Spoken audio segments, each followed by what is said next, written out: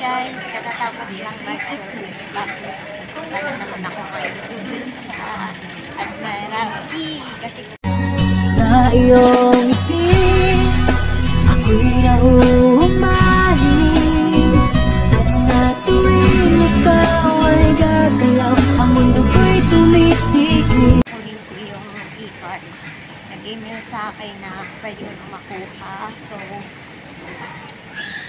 journey ko ngayon. Tingnan mo naman. Ganda talaga dito sa loob ng MTR, guys. Kasi lamig. Hindi mainit. At saka, syempre, maraming tao. Gusto ko talaga yung ngayon ako lang mag-isa. Okay lang yun, guys.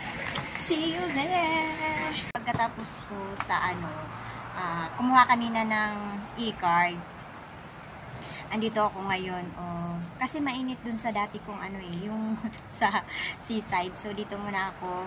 Tingnan mo naman, guys, ang ganda, liwit ko kayo. Ayan. So, pag mainit, dito ako kasi maraming kahoy, nagagawa ko naman yung mga gusto kong gawin dito. So, dito muna ako pansamantala.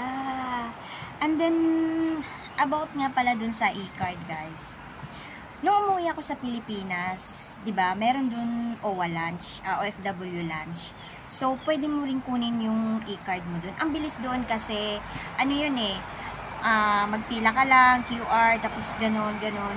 Ang bilis, basta ang bilis mo makuha. Kanina, guys, napunta ako sa OWA dun. Hindi na ako nag-video doon. Kumbaga, yung sadya ko lang talaga is pagkatapos ng church, nagdiretso na ako sa OWA kasi wala akong net. So, ayan, okay na. Tapos, eto nga pala yung OWA card. So, akala ko siya forever, pero hindi pala. Kumbaga, ang OWA e-card is may siya, 1 year lang. 1 year lang pala yun. So, okay lang yun, guys.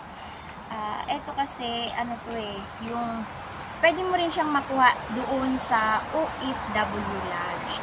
Nung umuwi ako noon, nagpila ako doon, pwede kang kumuha doon. Tsaka, ang bilis doon, madali mo rin makuha yung e-card mo. Hindi kagaya dito, kasi kailangan isang beses ka lang mag-apply. Bago kasi ako umuwi, nag-apply na ako dito at eto nga yun. So, akala ko pwedeng makuha doon, hindi pala. So, dito. So, at least sa wakas, nag-notify sa akin sa email ko na pwede ko daw siyang kunin ngayon. O, diba? So, nung kinuha ko, eto na siya. So, 1 year lang pala. So, next year, renew na naman. So, okay lang yung guys. Ang importante, meron ka ng ID. Hindi lang dito, kundi pwede mo rin siyang, pag nasa Pinas ka, kung gusto mo umuwi, wala kang ganito, pwede mo rin siyang makuha doon. Doon, ang kagandahan talaga doon is sa OFW Lunch is nakukuha mo agad.